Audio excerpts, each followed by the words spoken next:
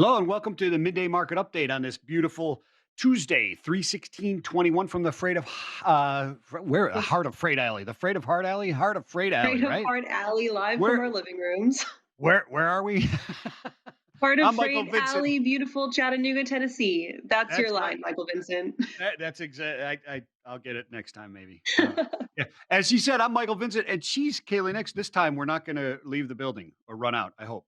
we're I we're think. gonna get through a full show. That's the goal today because we've got a good show ready to go. Yeah, we certainly do. We got a VIP guest in the house today, talking about the Texas power grid, right, and what went down with the storm, where they're at now, and I guess what needs to be done for EVs in the future. Right? Is that right, Kaylee? Yep, VIP guest. It's kind of like full circle when your journalism career comes around, and we're interviewing my dad. So we are actually going to get to talk to my dad. He's vice president for Texas New Mexico Power Company, deals with transmission and distribution of that energy. So we'll talk to him kind of about the major failures that Texas saw last month with that power company. And then we've also got another great guest on the list too, Gordon Downs. Yeah, CEO and founder of NYSHEX, the New York Ship Exchange, and we'll be talking to him about the two-way committed contracts and what they're doing there in maritime, and maybe hey, why can't we do this stuff on land too? If it's working so well, why can't we do this with over-the-road trucking as well? It's something that people have tried before, especially utilizing like blockchain, Kaylee, and it just hasn't caught on yet, but we'll see what happens. He's having some success there, so we'll talk about that and Yeah, what can be done. And obviously, we've got freight. Zach Strickland talking about the freight markets, and Anthony Smith giving us economic updates. And we'll have Nick Austin. We'll see if he saw his shadow today or not. He keeps changing the narrative on us, doesn't he, Kaylee? yeah, Denver definitely caught that shadow with what some places 40 plus inches of snow this last week. Seeing Yeah. photos out from my friends out there. My best friend's a meteorologist in Denver, and she was completely snowed in these last couple days. So hopefully Nick isn't sending any of that winter weather our way, but keeping an eye out possibly on some severe weather that he'll talk to us more about in just a little bit. Yeah, yeah, I got some pretty good thunder that woke me up last night, thinking maybe we were in Yes. for something last night, but nothing too bad, just some rain. But you know who else is in the house is Andrew Cox, and we're going to be talking about some headlines there. So, shall we bring on Andrew and talk about some important things that are going on, like the Let's LTL do it. market and what's going on? Got some good stuff up on freightwaves.com today, Andrew. What you got for us? Yeah, the first one is from Todd Maiden. He had a discussion with Curtis Garrett of Recon Logistics to get a better understanding and a deeper view of the LTL market currently. And Garrett said that on the surface, all is well, but the elevated demand and the disruptions from the winter storms are causing carriers more than just headaches. The traditional LTL metrics like tonnage and revenue per hundredweight are rising, but there is some noise behind those numbers. Garrett said that most carriers have seen meaningful margin improvement over the past year, but in recent months, customer acquisition costs have never been lower, but driver acquisition costs have never been higher. And as demand has surged, more carriers have been forced to rely on purchase transportation more heavily to service line haul needs, and those costs have gapped higher in recent weeks. Also, gauging success just by weight is becoming increasingly convoluted. Due to the difficulty securing capacity on the truckload market, there's been an influx of non traditional freight that has spilled over into the LTL market. However, Garrett was quick to point out that the general rate increases that we've seen across the board in the industry in the past few weeks, roughly between 4 and 6%. He pointed out that those rate increases can really add up to more than just that percentage difference, because the GRIs are an average increase of all prices across all lanes, not just a set price, a standard price increase across lanes. So some lanes may see 20% increases, others may get more competitive. So the carriers, as they reshuffle their deck and address higher costs in certain areas, it could have a massive impact to the bottom line. Kaylee? So, if I'm an LTL provider, what am I needing to do to capitalize on all of this? Well, if you're an LTL provider, you need to continue doing good. You need to continue providing good service, because right now it's difficult to expand just given the difficulty finding drivers. We've seen wage increases across the board in truckload and in LTL. Drivers are very difficult to secure right now. We still have bottlenecks on the driver side that are not going to be released until maybe second half or into 2022. So you need to focus on your service and see if you can reshuffle your deck, rebalance your markets, because freight markets in general, both LTL and truckload, have been imbalanced since that winter disruptions of the storms that we hear more from your dad. So they're just looking to rebalance, make sure that they can have coverage in all the necessary areas. Yeah, that's absolutely true, Andrew. And when you look at LTL, the pricing models and the balance as you talk about is it's infinitely more complicated than truckload. Because they've got not only are you looking at the imbalances of the specific lanes and markets, et cetera. Like they said, the cost of customer acquisition has never been lower, right? But they've got to look at that mix of what that type of freight is, right? They're looking at the stowability in the different classes that is going on. So it's not a question of just give me more freight. If it's all really high cube load dense class 400, class 350 freight, they've got no revenue to put underneath it, and you've got to look at the stowability that is there, uh, the fragility of that freight, its density, its cubic density, et cetera, in order to have the right freight mix. We saw this really hurt some carriers at the beginning of the pandemic when things suddenly changed in their markets and things started moving. One of the best at it is obviously, Andrew, you can guess, is Old Dominion, right? They've been doing this for years. They know exactly what they're doing when they're looking at the freight mix, and that's incredibly key in LTO. Yeah, that's exactly why Wall Street awards them the 18, 20 times multiple that they get on earnings every year. They're just a well-run machine. Both they never seem to overextend themselves, and they always seem to have the right type of freight moving through their network. Yeah, There you go. absolutely, absolutely. There's some struggling Canadian carriers, though, right, Andrew? Take a There page are out of Old two Dominion's book. There are two that have shut down. So, two Canadian trucking companies operating in the same Toronto site have shut down their operations as their owner faced a mountain of debt and two largely unprofitable businesses. The two companies were Orbit Freight and Delta Carrier, both owned by Satnam Pandal. Orbit Freight ceased operations in February following the closure of Delta Carrier. We don't know exactly how many units either carrier had, but we do know back in 2018, at its peak, Orbit had 25 units and 66 trailers. Court docs show that Orbit owed a Canadian bank roughly 2 million Canadian dollars, and the carrier struggles really came to a head in December when that bank reached out to Pandal with its first default notice. We have a chart of OTBI in Canada here to show, just to see the Canadian market is fairly robust. Canada hasn't seen a significant uptick in trucking failures during the past year, thanks in part to government wage subsidies and other aid, as well as robust demand for consumer packaged goods, just as we've had here in the US. But some of the industries have grumbled that the pandemic related aid has allowed some carriers to forestall failures that would have come naturally. These walking zombies, we've heard word of this in the US, especially over the summer of last year. But overall, market conditions remain strong for domestic and cross border freight in Canada, particularly compared to the early months of the pandemic last spring. Mike. So this is it sounds like to me, and I'm no expert, you're much more of an expert in this area, Andrew, is it sounds to me like somebody that was in some issues that was really strung along and helped out by the government and just couldn't make it happen. It's not necessarily the pandemic that put them out. They were just one of those that were supported a little bit longer with the subsidies for wages, et cetera. Is that what your kind of take is on it? That's right. The court docs showed Pandal said that he had from time to time, quote, time to time, gone to credit facilities to keep his company running. But he, by and large, said that he has two companies. He had owned two companies that were, by and large, unprofitable. And that's just the fact of the matter is they were not a well-run operation and were not able to reach profitability for many quarters in a row. And they were guided along and aided this inevitable downfall by the government stimulus, but now it's kind of packed up shop. And it seems that operations have stopped fairly abruptly and kind of just thrown in. There's two or three trucks just sitting in the lot there where the site was. So still some things to work out, but the bank is taking over some of the assets, but it remains in question what assets remain. Well, I remember when Preston went under, and I was working at Roadway Express in the middle of Pennsylvania, right? And it looked like I was being attacked. All of a sudden, like 10 Preston trucks came in and circled my terminal and parked, and the driver started converging on the office. I was like, "What the heck is?" Oh, They all Lord. wanted. They were applying for jobs, but let's talk about what's going on there in out in California with the union decertification. That's something that I didn't think I was going to be hearing under the Biden administration. Yeah, just 2 years after voting to certify as a Teamster shop, a California trucking company has voted to decertify the union after a petition effort obtained 80% of signatures of company employees.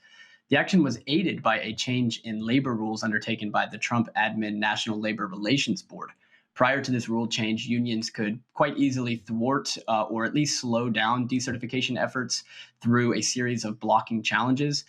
Though under the new rule, blocking certification is much more difficult. So hard that the Teamsters, when they heard of the petition, they didn't even try to fight it. They just walked away from the carrier. Decertification elections are not rare, though they are declining in numbers over the past few years. And when they do get held, unions are far more likely to lose than they are win. However, in most years, when you add in the number of petitions that are withdrawn or dismissed, the number of successful attempts to decertify the union is less than the unsuccessful attempts. Gotcha. So it's not really not that uncommon. It's just the once they get held, once the decertification process gets held. Right. It's rare that they actually get to the final decertification process because unions prior to this rule could so easily throw in injunctions and challenges that could just elongate the process while them retaining power over the shop. So that rule has been circumvented, and it's been much easier now to decertify because unions can no longer challenge those blocks. What does Awesome. that mean for company or people who are employed now that they're not going to be union or unionized anymore, or the union's decertified?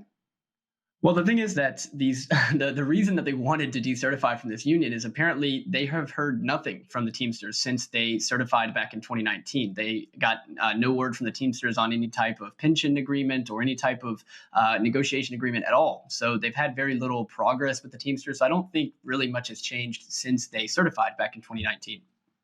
So they had a There you bad go. business agent.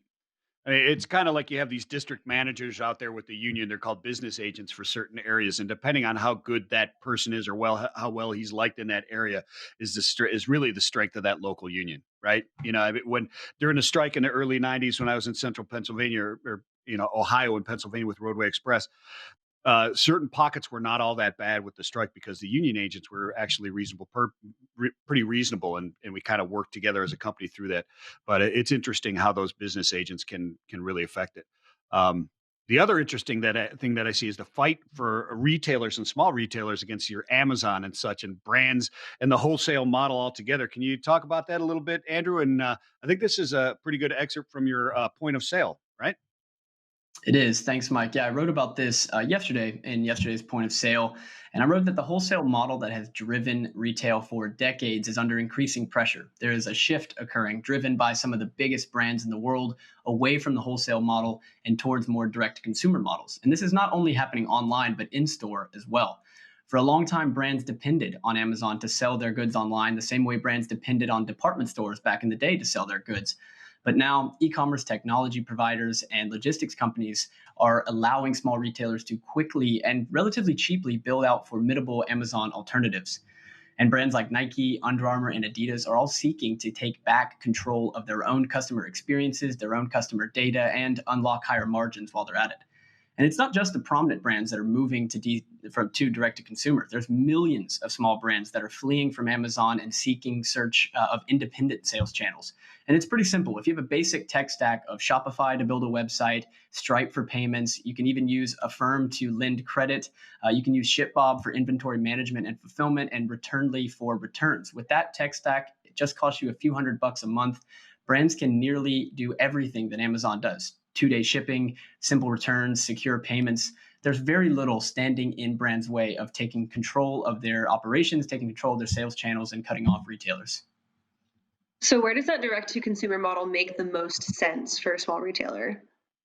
Well, it does depend on product. The customer acquisition costs are a killer in D2C. They're absolutely enormous. If you look at any of the direct-to-consumer companies that have gone public, Chewy, Casper, they're still unprofitable because their acquisition costs are so high. So it's typically high-value discretionary items that are best suited for direct-to-consumer, but that hasn't stopped low-value, traditional wholesale product retailers from moving towards direct-to-consumer. Mattel, the toy company, and Kraft Heinz are both Shopify enterprise customers. And while Kraft Heinz knows that it's going to sell more ketchup and more mac and cheese in store at Kroger, Walmart, and Target than it ever will online, it also knows now that it has the capabilities and the inventory and the fulfillment operations to fulfill its enterprise customers at hotels, schools, and prisons and such. So why should they allow US Foods or Cisco to take on a job that they know that they're now capable of with the help of Shopify and logistics providers? So another point here is that you really do need physical locations to be successful in direct consumer. Direct consumer was once thought of as online only, but that's no longer the case. And it's actually, if you look at all of the successful direct consumer companies, Allbirds, Warby Parker, Casper, they've all realized at some point that that the store locations can be powerful brand builders and can be really efficient customer acquisition tools. They certainly Makes can sense. be, but does this really give the brands the ability to kill the retailer? I mean, with the new technology and going to e-commerce, I mean, could they just wipe these guys out if they needed to or wanted to? Well, in short, no, and in long, it's going to take a long time for that to happen. The market is absolutely enormous. We're talking about the U.S. consumer market, 70% of GDP, and maybe 30% of that 70% is on goods. So there's plenty of room for both models. There's always going to be a place for immediate gratification of going to a store, buying a product you like, and walking away with it. There'll always be a place for that, and there'll always be a place for well thought out, well curated retail stores that offer unique experiences. But with marketplaces like Amazon and others dominating online shopping, it's just that there doesn't need to be quite as many retailers as there once was. And every day, it's just becoming easier and cheaper for brands to take back control. There's nothing new between the tension between retailers and brands, but the battle between retailers and brands is now as acute as it's ever been, thanks to e-commerce technology providers and logistics providers. Love that. Excellent Andrew, stuff. your point of sale newsletter is awesome. The podcast is awesome. If you guys aren't subscribed to that, if you're not watching the podcast, where do people go to check that out? Yeah, you can go to freightwaves.com/POS. You can sign up for the newsletter there as well, see some of the archived excerpts on the website there. And you can go to Freightcast or anywhere that you listen to podcasts to find Point of Sale Podcast. We've had 6 episodes now, the most recent one, or 5 episodes rather. We've got another coming out tomorrow. So stay tuned for that. Excellent stuff. Thank you so much, Andrew. Thank you. I learn so much listening to Andrew every single day. It honestly kind of blows my mind. Some of the stuff that he shows you about retail and some of the insights that you get from the people that he talks to on point of sale. So if you're not watching Wednesdays at 1:30, you absolutely need to be. Yeah, absolutely. You got to be watching that. You have to be watching that and getting the POS, the newsletter as well, because I agree with you. I learned so much from him in it, and it's stuff that you have to be that guy, and Andrew is that guy to find that stuff out and really analyze and go through all that stuff. Excellent, excellent, excellent stuff. You know who's that guy with 100%. weather? Nick Austin. It is. Let's go to Nick for a weather update, man. Denver got hit. Yes, things are finally starting to get back to normal in Denver, other parts of the Rockies and the plains that got slammed by that big blizzard last weekend. So the Denver International Airport is back open as far as the runways, flights coming in and out once again. Concourse is back open, so that's good news. There are still some road closures here and there on parts of I-70 east of Denver, I-25 north of Fort Collins heading into Wyoming, and along I-80 from Wyoming into Nebraska. So just have to watch out for that. However, the big threat as far as weather the rest of this week is severe thunderstorms and tornadoes across the southern plains and the southeast. So for the rest of today and into tonight, we're talking about places like Wichita down to Oklahoma City, northwestern Arkansas, Dallas, Fort Worth, and Austin. Not everywhere, but scattered areas of severe thunderstorm winds in that region that's highlighted on the critical events map. There'll be areas of large hail and maybe some isolated tornadoes. I think the highest threat for severe weather, and especially tornadoes and possibly strong tornadoes, will be Wednesday, especially late Wednesday and into the first part of Thursday. And that is for this region that's highlighted on the map, which includes a large portion of the Mid-South, Memphis, Jackson, Tennessee, down to Jackson, Mississippi, much of Arkansas and Alabama, down to possibly New Orleans, parts of western Florida. This is where we're going to see that larger threat area for severe thunderstorm winds, 60 miles an hour or greater. That'll be trouble for drivers out there. Torrential rainfall at times with localized flash flooding, a lot of spots of large hail, and the threat for a tornado outbreak. There's potential for that. There could be strong tornadoes too. Now, heading into Thursday, the severe threat shifts further eastward, and it decreases a bit, but there'll still be a number of severe storms that possibly could hit across Atlanta and other parts of Georgia, the Carolinas as well, down into parts of northern Florida, with, again, many scattered areas of severe winds, large hail, and there could be a few tornadoes there as well. And then things will finally calm down later Thursday. That's a look at your weather for now. I'll have more coming up a little bit later, including a little bit about a new article that's up on FreightWaves.com, a fun article about worthy weather movies for drivers. I'll let you know what's in that next installment coming up. Excellent Thanks, stuff, Nick. It's going to be a busy couple days here, especially across the Southeast for that severe weather. And Nick and I are working on some content right now going out in the next couple weeks talking about severe weather awareness, specifically for drivers. So make sure that you guys are keeping an eye out for that. Yeah, excellent stuff. When it hits in that area, Kaylee, that's just to the west of where we're at, I have to stay up all night and watch to see if any of those leak over into our area. It's rare, but it happens. And It's that Dixie Alley outbreak. And ever since 2011, people in yeah, the Southeast super on edge. This is the earliest where it's a level 4 moderate risk for tomorrow. Earliest moderate risk issuance in almost about 10 years for this area, the Southeast. So we're definitely going to keep an eye on that for the next couple of days. wow, interesting tidbit there. I've never heard that. That's interesting. The earliest one. But what I have not done is have not been able. I didn't get to the people in LinkedIn, Kaylee. So let's Oh, talk yeah. about this here for a second here. So Nico, we are on LinkedIn and we're interactive, and people who know that, like Nico Live Brown, who's interactive. always on top of things, he's in there already, and Derek Staples is in there as well. So Nico Brown says he's digging the pipes behind you, Kaylee. Loves the style of your apartment. So there you That go. exposed ductwork, man. Yeah, Derek Staples, love, great hearing about Canada. Robert Anderson at Ray Anderson Trucking says, I need a quote for my broker business on Sonar. So there you go. Nico Brown, Robert, I saw Sonar demo last week, and even what I knew it already could do, I was surprised at how much is in there. So yeah, check it out. It is pretty awesome. Pretty Oh, awesome what's yes. going on there. You can get linked up with some of our sales guys. They'll give you a demo of Sonar, and we have some awesome stuff up on FreightWaves.com. So if you haven't gone and checked it out, go check it out. Yeah, absolutely. So I think we can go to Anthony Smith with some economic update. He's got some information for us. Retail sales and inflationary pressures, I believe. Piggybacking off Well, Andrew. hi, Kaylee. So the biggest release that we've had so far this week, one of the biggest releases is going to come from retail sales that just got put out by the Census Bureau, and it showed a 3% decline in overall retail sales. Something not too surprising if you are a Sonar customer and subscribe to our daily and weekly outlook. So we have a weekly outlook that goes out every Sunday. And this is one of the calls that we made, is that we expected some moderation for retail sales in this upcoming release. And that's exactly what we got.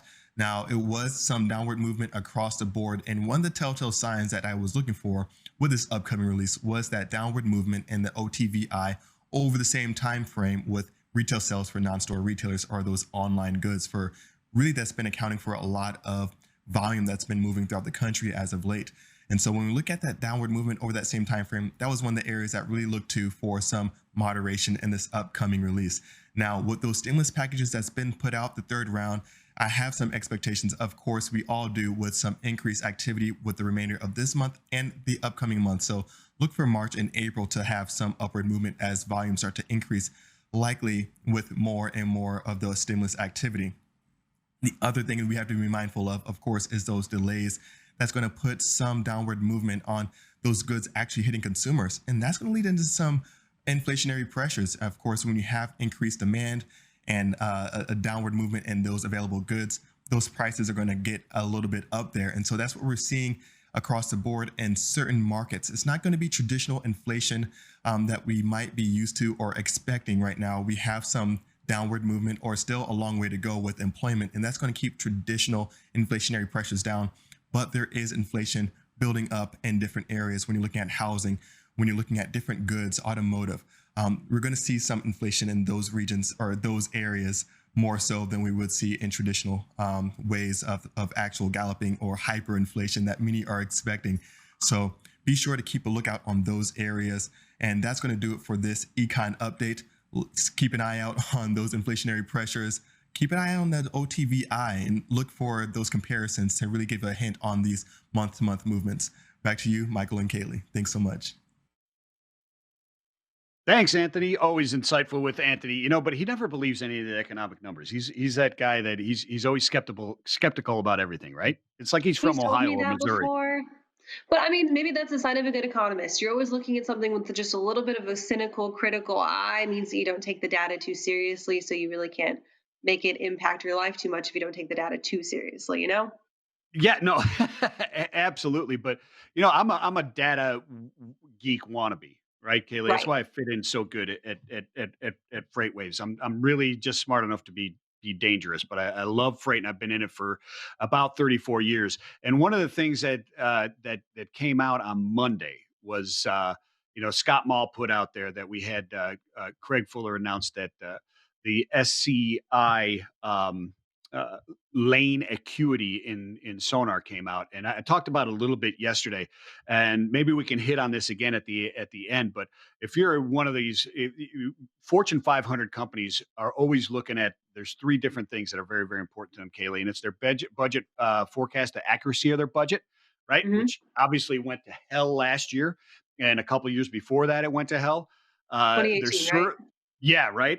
Yeah, and their service scores, and then their primary tender acceptance, right? So they've got to Right. get it in their budget. They've got to get it there, and they need those carriers to be there on time and moving this type of stuff. With the SCI, or the supply chain intelligence from Sonar, and now the what is it? It's called. It's the Lane Acuity Plus, down to not only the lane, right? Can you see the volatility that's there and predict what the pricing is going to be and your capacity, your ability to get that capacity? But Kaylee, it goes all the way down to the cohort. So you can see your competitive cohort, like shippers like Wow. you, that are in there, and see what's going on and benchmark yourself about what's going on, see what's going on, forecast those lanes, and really stay on top of stuff. Probably would have saved some people some headache and maybe even a few jobs, not to be coy about it. Over the last, like, 2018, 2000, and last year, 2018, certainly some people were stressed and lost their jobs over what happened there and not being able to predict and control those prices. And save some dollars too. And I'm going to have you explain this to me because I'm a data nerd like yourself. I'm a meteorologist by degree, fascinated by data all the time, looking at weather data in literally every part of my daily life, even though I'm not using it in an applicable space right now. Right. But gotta say, I get that data nerd from my dad, who we've got bringing in right now. And my dad, he works as the vice president of technical services and reliability with Texas New Mexico Power. He's calling in from Lewisville, Texas. And he, look at that, Michael Vincent, he picked up one of your Sweetmaster shirts. Ah, oh, yeah. There you go. Did you get that? Did you get that from Berks United Methodist in Hickson, Tennessee? Because I accidentally donated 3 brand new ones a couple years back. No, I think this one's. I'm gonna wear this one until there's probably holes in it. It may be that long until I get there again. So you know how it works. That's awesome. So is this a momentous occasion in your life to be interviewed by your daughter, who, she's got her journalism degree, right? And then she introduced you as a nerd. Well, two thoughts there is that she had to practice on someone to get as good as she's getting with her interview skills. Number one, and number two, when you're the daughter of an engineer, you probably can't help but uh, get drugged down into the statistics and the details sometimes. So, very proud of her, and budding career is a great career is ahead of her. So couldn't be more proud, and it's a definite thrill in my life to be interviewed by her for sure. He's Awesome. awesome and he's making me blush. Don't talk about me, talk about yourself. Tell everybody a little bit about your history and what you do at TNMP. Sure. So, as you guys heard, I'm Kaylee's dad. So, a little bit of history about myself is that I'm a degreed electrical engineer, and I grew up in the power industry. So, I started straight out of school, and I'm one of those rare birds that has stayed with their career path for their entire career. So, I started in 1994 at El Paso Electric Company, and I slowly migrated here to the DFW area. So, I've been in the power industry, so pretty much pushing 30 years, and it seems like the blink of an eye. And as a kid, I was always I'm the typical engineer. I was always the guy that was taking stuff apart and putting it back together just to see how it works. So it's kind of how I fell into this career. And I'm the son of a utility man, as my dad was in the gas business. So it was very intriguing for me to get into the utility business just because of it's a critical service that everybody needs, and people take for granted. So for me, the challenge is coming across in the different ages. I started out and I got to see the computer age come about. Now we're into the internet age, and now we're into the social media age, and utilities have always been common to all of those. So that's really kind of what keeps me here, is that I look at electric service as the glue that keeps society running. So that's really why I do what I do. And it's an interesting, Texas had an interesting event about a month ago that I'm sure Kaylee's going to be asking me a whole boatload of questions about. So we're still kind of deciphering what happened, and sort of the impacts of that. Yeah, so that's a great question. So let's talk about this because this exposed, not exposed, but well, it did. It exposed people like myself to the deregulatory nature or the deregulated nature of the Texas energy grid. Can you talk about that? Just how does that actually work in that space? Sure, absolutely. So, Texas New Mexico Power is what is known as a transmission and distribution utility. So when Texas deregulated, and the original utilities were bundled, so they owned the generation, the transmission, and the distribution facilities, all in typically in one large company. So Texas deregulated in 2000 and decided that by bringing in competition on the generation side, you would be able to lower overall electricity prices. So what that meant was that the old bundled companies had to divest their generation. So basically, what that meant is that you split off your generation into a separate company that was totally unrelated to the poles and wires companies or the transmission and distribution utilities. In the middle of that, you have what's called the retail electric provider, or an REP. So the REP is responsible for signing up customers with a certain product that's offered by the generators, and the generators supply that product, and the transmission and distribution utilities, or the TDUs, actually deliver that project. So kind of in a simple analogy would be is that my company is like FedEx. The generators are like Amazon, and the customers are like customers. We as FedEx here, we don't necessarily know what you buy from Amazon. We don't necessarily know how much what you cost from Amazon, or what you bought from Amazon costs. We're just in charge of delivering whatever you bought from Amazon to you. So that's kind of the simplified method of what deregulation looks like.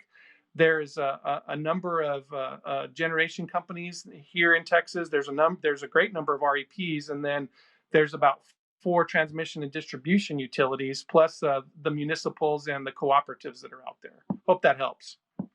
Put It it does. in a logistics standpoint. Perfect. Talking about it like that. So you've explained the grid. Now talk a little bit about the failure of that system during February during the winter storm, and how TNMP, you guys were affected or not affected, customers were affected, all of that good stuff. Right. So we got to set a little bit of scale here for the storm. Is that the earliest that TNP started preparing was on February 8th, which was a Monday.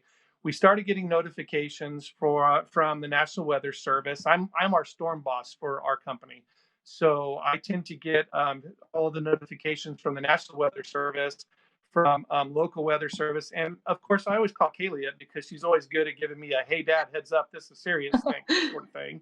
So Monday, February 8th, we start getting notifications. This could be an all-time record cold snap. It could bring snow, could bring wind, could bring ice, all of the things that are really, really bad for an electric utility when it comes to having energized conductors, poles, and wires, all of that infrastructure out there, etc. Little did we know that that would extend to the whole entire state of Texas. So February 8th, we started preparing. We started getting contractors in to repair physical damage, those types of things.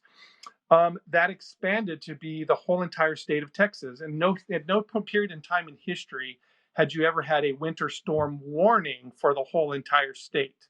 Not necessarily just an area, but every county in the state of Texas had a winter storm warning, meaning that the storm was imminent. So we had to start preparing for that.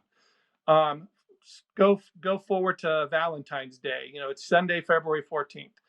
We start getting snow here in the Dallas area, and we had accumulations of up to 6 inches of snow already, plus the record cold started to hit. We had been, as you know, you noted my master shirt. The week before, I was playing golf in shorts. On that Sunday, it actually got down into the teens for a high, with a projection of -2 for a low and a wind chill of -20. That Wow. extended all the way down into the coastal areas as well, where we had Houston area, the Houston Galveston area, which our company serves, was down to 19 degrees for a high. It's Oh, yeah. all unheard of for that type of thing, for it being a long period of time as they were projecting. So what that meant for us is that on the supply side, the generation units here in Texas had a very difficult time staying online. So what that meant was that anything that had water lines that needed to produce steam or to cool the units off, they had freezing issues. The wind turbines that were in West Texas, the blades of the wind turbines were collecting ice, so they were shut down. You combine that supply shortage with record high usage because the consumers also are feeling record cold, so they're turning on their heaters, they're turning on um, their refrigerators, all of these other types of things to try to keep food going. And that also combined into a record high load period for electrical load. So So you Keith, had pretty Keith, much a perfect storm, pardon the pun, of supply decreasing, um, demand increasing to the point where supply was less than demand. So what that meant is the grid operator, which is the Electric Reliability Council of Texas, asked all of the users of the grid to shed load, basically. So we had to actually go and try to balance that supply and demand curve by reducing the demand. What that meant was that we are actually turning off customers on purpose to try to bring that curve into balance. yeah, like And rolling, like a rolling blackouts or rolling brownouts type of things, right? yeah, Yeah, absolutely. yeah, yeah. So the bad But part so about that let me was, ask you this. Let me ask you this, though, Keith. So is that if I'm hearing you right, because the immediate question that comes to mind when you don't think through this, like an engineer and logically, is that why would Texas crumble under this record um, cold when it's 800,000 degrees every summer? What's the difference in the energy pull for heat versus air conditioning? Is it that much? Is it that much higher? But when you start talking about the cooling systems for the actual production and generator, is that the key to it? Is that's not winterized? Is that the key that makes it more susceptible during these type of things than in extreme heat? that is a great question. Texas pretty much peaks during summer, so most of the generation is prepared to withstand summer temperatures. So in the winter, whenever you have exposure to freezing, those are the things that need to probably be improved as far as preparation goes. Is that you also need to prepare for the other side of that curve, which is what happens whenever temperatures go below freezing, and how can you match demand in that? Well, and it was a once in a generational event. You don't see cold like this in Texas very often. So it's kind of just a lack Yeah. of overall preparedness. And you got to think going forward, you guys are prepared for severe weather down on the Gulf Coast. You guys are prepared for hurricanes, for flooding, for all of this. But that cold isn't something that comes to mind very often. Yep, that's exactly correct. And some of the preparations that you do for cold weather is that you do heat tracing on your generation units to determine where the points that are unprotected from freeze, number one, and that are giving off a heat signature that you need to cover up. Are there generation units where you can actually build sort of enclose it inside of a temporary enclosure like a blanket or something to keep whatever heat is generated inside, so those units don't freeze up. I learned something that I did not know, that wind turbine fan blades can actually be equipped with heaters that can help with that too. Oh, So wow. there's definitely preparations going forward now that we've had this experience that will be made in the future. I have no doubt to hopefully we never go through something like this again. Keith, this has been really, really interesting, and I wish we had a ton more time. And we're like up on time, but I want to go past a couple minutes unless Kaylee's going to really get mad at me about this. But I really, So when go we were for it. talking before the show, what I really wanted to ask, in addition to many more questions about what occurred and what you guys are doing there, is you're prepping. So you got ideas of what you can do, hopefully, to prep for generation during these type of things and winter proof it or cold proof it. But when we talk about, let's bring it to logistics and actual transportation of goods and trucks and so on, electric vehicles. To talk about electric vehicles and coming online and so on, and uh, the stress on the power grids came into question when this occurred in Texas, as things do. American public, hey, everything's great until it's not. Then they pay attention to it, right? We don't think as a public what ifs very much. If everything's cool in my world, then everything's cool everywhere, right? Until it's not. So what are your thoughts on that? Does it need to be prepared for this, or is the grid strong enough, or is it that EVs are going to evolve so slowly that it'll just naturally take on this new stress? Sure. Another great question is that, my experience with EVs is that we've had to upgrade infrastructure in certain neighborhoods where we see a large penetration of EVs coming in. So, for example, a legacy neighborhood that was built 15 years ago, the cable size may not be adequate for a number of EVs to come in. And if they plugged in and tried to charge all exactly at the same time, you may overload your infrastructure. So, what we have to do as a utility is survey our customers whenever they need an upgrade at their service address. Then we start combining those upgrades to see if the local infrastructure will handle it, and then we'll go and proactively make upgrades ahead of schedule whenever we think that the penetration is getting to be large enough. At this point in time, our particular utility has not seen that penetration. I do know of other utilities that have. So we're still probably pretty on in the early stages of preparing infrastructure. And then we're going to have to determine how we want to coordinate EVs as a resource, if that's even possible. Meaning that, in some cases where you do have a neighborhood blackout, maybe you could use some of those EVs to supply a small portion of the grid for a short period of time while in an emergency condition. And then once things come back to normal, you come back to normal. So I think we're early on, but it's definitely in our radar scope for sure. Excellent. Thank you so much for that. Awesome. So, a couple comments here, real quick. Our own lead economist Anthony Smith says, "Go Aggies!" I love it. He is an Aggie. He's an Aggie. That's Played right. football there. Yeah, he played football there. And then our own Kevin Hill says, "Where's your OU banner, Oklahoma?" So, My office. Well, I do have some OU gear in my closet. Kaylee knows that I'm probably pretty depressed right now because it's the first time in I think 7 years that we are not in the tournament. So ooh, kind of frowny Yep. face at the moment. But it's I'm blaming COVID because New Mexico State never had a home game and was never able to practice at home. So we were not our usual selves. But I'm confident well, we'll bounce back. put the asterisks on that on this year for it. I That's don't. right. There's a number that should be so. And Krista Matthews, president of sales and marketing, says, "Howdy from Texas." Keith, thank you so much. Where do people connect with you to discuss this and learn more? You can send me a direct email at keith.nix@tnmp.com. That's Tom Nancy Mary Paul.com. And I'm always happy to discuss. Excellent stuff. Thanks, Keith. Awesome. Man, my dad's the best. He's the coolest guy.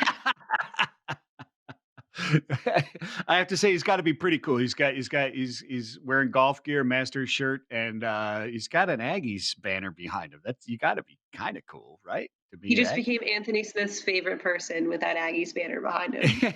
I think he did. I think he did. You know who's pretty cool too, and you know who's replete with information concerning ocean shipping and maritime and contracts. His name is Gordon Downs, and he's with us right now. Gordon, thanks for coming on the show, my friend. How are you? Very good. How about you? It's great to be here. Yeah, We're it's great. pretty I'm glad good. you We're hanging showed up. out. I'm glad you showed up. I needed a reason to use the word of the day. Good. Glad I could help. That's it. Thanks for being on. I got the word of the day out. We'll talk to you next time. No. So Gordon, for Gordon, it's great to have you on, my friend. And so maritime obviously is a big thing going on right now, and contracts are a big thing right now. It's contract season. People are negotiating. There's all kinds of things. Hey, try and get littler ones and kind of push it out a little ways till pricing comes back down, and so on and so forth. But there's much more to it than just the pricing, right? Can you talk a little bit about what you guys are doing there at NYSHEX, New York Ship Exchange, and the importance of it and how the effects it's having? Yeah, it certainly can talk to that. The key thing to know about contracting is it's not about the price. In fact, if you just contract with only the price in mind, that's actually more likely than not going to come back to haunt you, because what you have seen in the past with the way the container shipping industry operates is that the contracts with the lowest price are the ones that have the lowest probability of getting on the ships, because the carriers, of course, prioritizing cargo that pays the most, and therefore the lower contract prices get the lowest level on the priority list. So it's always imperative to contract with price and service in mind. And if you don't balance those two things correctly, you're putting your entire supply chain at risk. And so that's a key thing for anyone to keep in mind when they go through the contracting process. Here at NYSHEX, we provide a framework and a technology that makes that process just much easier. Essentially, we do three things. The first one is we have this very clear contracting mechanism that allows carriers and shippers to specify the commercial terms, the price, etc., as well as the service terms. And again, those two things must go hand in hand. The second thing we have is the technology that allows carriers and shippers to keep track of those contracts throughout their life cycle. So, for instance, every time a booking is made or a shipment gets loaded, you can cross-reference that back to the contract and make sure that you're on track. And if something's off track, you've got time to go back and get it sorted out and on track again. And then the final thing we do is when exceptions happen, for example, someone's falling behind their commitments or cargo's booked on a vessel but gets rolled, NYSHEX takes responsibility for resolving those exceptions, and we do so in a way which is fair and amicable. It keeps the carrier and shipper relationship strong. So those are the three things we do, and I think it just helps shippers really get the benefit of competitive terms, but at the same time, supply chain service that keeps their supply chain reliable. So, Gordon, you were on our show, Navigate B2B, with Steve Ferreira back in December, and he kind of has coined the term containergeddon, right? This crisis that we're seeing out in the West Coast ports that's spilling over into the East Coast ports as well. What's your take on what's going on and what really needs to be done to really just unclog the bottleneck of freight that's still sitting out there? Now, the answer to the question is basically just needs time, because when you've got bottlenecks and the ports are congested and all the sort of service providers are connected and the containers are out of place, you basically just need time for that throughput to flow through, and sort of the lump in the snake, as you call it. Like once that has passed through, then things tend to flow more smoothly. But for me, what's interesting is it's not just about containergeddon, as Steve has coined it. I love the term. It's really about some of the structural changes which you're starting to see take place in our industry. And I think we are seeing the industry move more to a more balanced supply and demand situation, whereas in the past, it's been years and years of excess supply. And now I think the carriers in particular have become quite adept at managing their networks, especially given the alliance structures that they have to operate within, so that they can have the supply match the demand better than what they potentially would have done in the past. And I think that's really key. And going forward, that's going to have a longer term impact than just the COVID-19 impact that we've seen and this bottleneck that's created as a result of the COVID sort of, I think perhaps the catch-up effect is a good analogy there. Yeah, makes sense. So when we catch up and everything is good and there's not 500 ships out there all the way to Taiwan, out in San Pedro Bay, and the rate's going to go back down? I think rates will come back down from the current levels they are, because they're pretty extreme highs right now. But I do not think they will get back to pre-pandemic levels, at least not for some time. And that goes back to the sort of structural change where I think carriers, again, have become more equipped to manage their supply so better matches demand, which in all sense is probably a healthy thing. So, what do you think about that COVID reasoning and about why those trends have accelerated at the speed that they have? So what COVID has done, of course, put enormous strain on the network. But what I think is fascinating is that in the initial stages of COVID, when the demand for container shipping really fell off a cliff as Asia went into lockdown and then the US went into lockdown, other parts of the world went into lockdown, is that the carriers very quickly pulled capacity out of the networks. And I think that demonstrated a very strong sort of focus on being able to leverage those alliance structures to be able to dynamically inject and withdraw capacity based on what the carriers are seeing in the market as demand sort of fluctuates, which it always does, of course. So that's something which we haven't quite seen to the same extent in the past. Where we've seen potential disruptions in the market, the ability for the carriers, or at least they haven't demonstrated the ability to be as dynamic in how they manage their capacity. So again, I think this is just part of the maturity that we're seeing in the industry, and it's also the alliance is starting to stabilize more and fulfill that role that they, I suppose, are designed to fulfill. So, Gordon, CEO of Maersk, said we expect that in 5 years, close to 100% of our business will be based on two-way commitments, two-way contracts, like what you guys are doing there at NYSHEX. Why is this? What is the trend toward this? Why are these so effective? So the reason they're effective is it benefits both sides. So the shipper benefits by having a two-way committed contract because, again, like we talked about earlier, they can be confident that the price that they agree to is the price they'll pay, the service they agree to is the service they'll get. Using that, they can build a more reliable supply chain. There are many benefits for a shipper in terms of predictable land cost, lower inventory levels, like higher service levels to your foreign customers, etc. So there's benefits on that side. There's also benefits on the carrier side. The carrier, for instance, can better anticipate what cargo is going to show up for a given vessel. They can be better at managing their utilization of that vessel, and they don't have to do what they've done in the past, whereby in the past they would overbook the vessel because they knew there would be downfalls. This allows them to be more precise in how they plan that vessel. And of course, further out, the carriers can actually better plan their networks. And so, for instance, if the carriers have these two-way committed contracts and they can see that demand is going to pick up over a period of time, and they have sort of forward indication that that's going to happen, that gives them a sort of forewarning, I should say, that they can start to deploy extra capacity to fill that need to that demand, or vice versa. If they see the demand is starting to taper off, they can start to rationalize their networks to accommodate that. So, this two-way committed contract is really healthy, both for carriers and for shippers, and it will certainly create a lot less waste in the way that the carrier networks operate, where so often you see ships sailing across the ocean empty, whereby the ships were actually booked full, but the cargo didn't show up. And vessels that are deployed on a route where there just isn't that demand, and of course that creates unnecessary emissions and just economic waste in general. So there's a lot of benefits for everyone. I think the question on a lot of people's minds is, why is it that two-way committed contracts are not a thing and it's 2020? Well, I should say they're only just becoming a thing and it's 2020. I think that just goes back to some of the legacy in our industry. And this is about change management, about getting both carriers and shippers comfortable with a new way of contracting, a new way of doing business, a new way of operating under the world of commitments and so forth. So it's a wonderful change. I think it's going to be hugely beneficial to everyone involved. And I think that the role that Maersk and other carriers are playing in terms of driving this transformation is very constructive. Excellent stuff, Gordon. Thank you so much. I think it's incredibly interesting. We're going to have to come back on and talk about this more. Unfortunately, we're out of time. But where do people go to learn more and speak with you about these? Best thing is just our website, NYSHEX.com. You can see whatever you need to find out more about the company. And of course, if you're interested in a demo, just fill in the form and someone from NYSHEX will get right back to you. Excellent. Thank you so much, Gordon. Yeah. Thank you for having me. A million questions for him now, too. Yeah, right. That's what I'm saying. We're just going to have to book him again. Gordon, we'll talk again soon, my friend. Going off. Really interesting stuff. Really interesting stuff. Excellent. Thank you, sir. Have a great day.